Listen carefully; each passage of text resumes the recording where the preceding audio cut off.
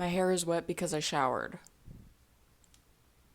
I'm not greasy, I'm not dirty, I'm not gross. I'm showered, I'm slaying. I need to turn the AC on because I'm fucking sweating. Hi, friends, and welcome back to any of my besties. Love you all. If you would like to join the bestie call, please subscribe. Have you been feeling stuck and like your art it has not been improving recently? Well, in today's video, I'm hoping to share with you some of the things that I've done over the past couple years to help improve my own art in hopes that you find something helpful in this video. So please give the video a like if you do find anything helpful. And yeah, let's get straight into it. So the first thing is doing a self-assessment. You need to look at your past artworks and your recent past artworks and identify what your strengths and weaknesses are within those artworks. Creating a list about what you like and don't like about each piece individually helps you realize what you need to improve on. It's important to remember to be kind to yourself during this step because it can be easy to just start hating on yourself, which is not great. It's not the best way to stay motivated to actually work towards improving. Setting realistic goals, which I'll get into in the next step, is defining what improvement means to you, like whether that be your technique that you think you need to improve, whether it be like fundamentals, like anatomy, if you think you lack knowledge in color theory, creativity, the time it takes you to draw, if you would like to get faster drawing, etc. The next thing you need to do now that you know what your strengths and weaknesses are start a habit tracker. How do you do that? A habit tracker is basically you, rather than focusing on your achieving the end product, you focus on congratulating yourself and rewarding yourself for the process and for making progress in your overall art improvement journey and working towards that end product. So one thing that I like to do is I have a journal with like calendar and stuff like that. And on my calendar, like if let's say, okay, I set a goal for myself and I say I want to challenge myself to draw for X hours each week, I set a method that I'm going to put in place to achieve that, which could be like, I hope to draw for at least X time per day each morning, or like consistently where you know that you could incorporate that into your schedule to realistically achieve that. And one of the main reasons I think using a habit tracker is crucial in your art improvement journey is because it helps you celebrate small victories and stay focused on progress rather than achieving the end product.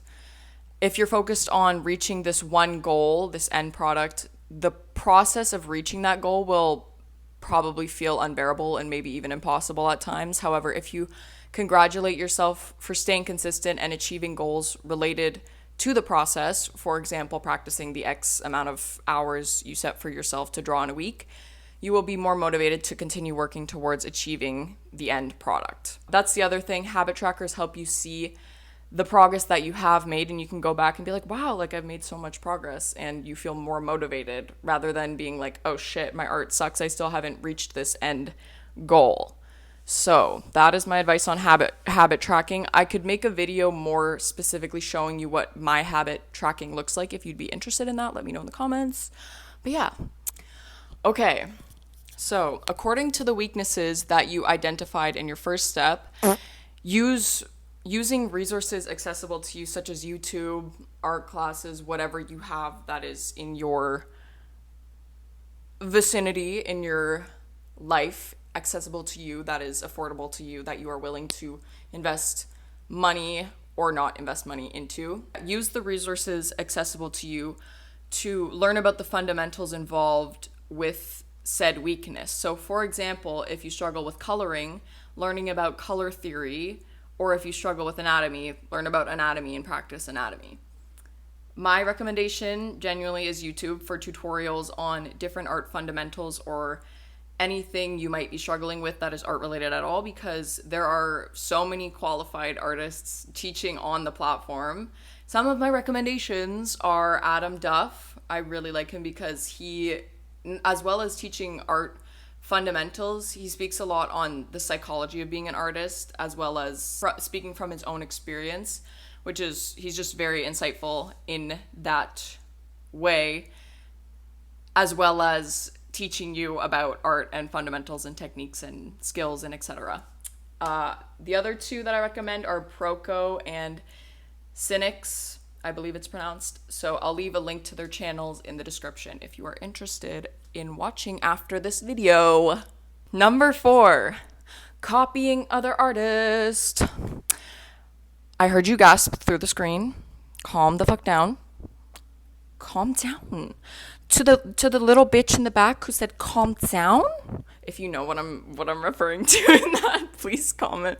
Whether on Instagram or Pinterest, you need to create a collection of artworks that you like and identify within each of these pieces what it is you like about it, because it's important to identify this so you know what you're actually practicing improving by copying this artwork. So for example, if you say like, oh, I like the way this artist drew the hair in this piece, then you know you're working on improving your ability to draw hair. I like the variety and vibrance of colors used in this art piece, then you know you're working towards improving your understanding of color in art. Now, warning, if you do plan to share your art on social media, you need to make it explicitly clear that you have copied another artist for practice and identify the artist very obviously for other people to see. So some important things to keep in mind throughout the process of trying to improve your art is, number 1, don't compare yourself. Especially with social media, it can be super easy to be exposed to a lot of different artworks and art styles, and it can be easy to get caught up in comparing yourself. The reason comparing yourself can be quite harmful to your growth as an artist is because you will start to feel discouraged about your own art, and you might find it hard to recognize your achievements in your own improvements in your art, because in comparing yourself, you will see all these artists who you think are better than you. So you won't even think that whatever you're improving in your own artwork is worth, celebrating or congratulating yourself on or recognizing as even some sort of achievement. So the next thing is to stay inspired.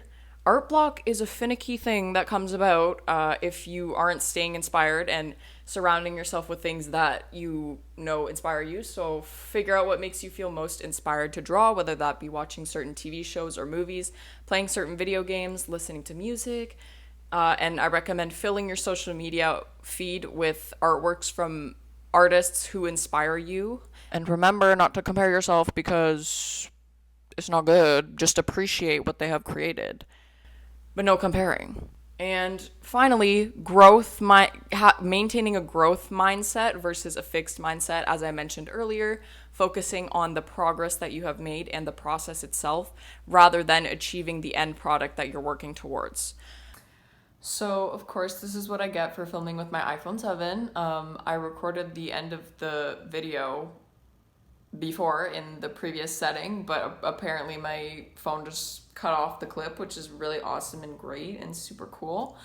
So I'm just gonna finish the video here. So I hope you found something in this video helpful. If there was something that I didn't mention in this video that you think others could hear from or could benefit from hearing, please comment that, or just anything from your own experience that is related to anything I spoke about in this video. Thank you for watching, and I will see you in the next one. Bye-bye.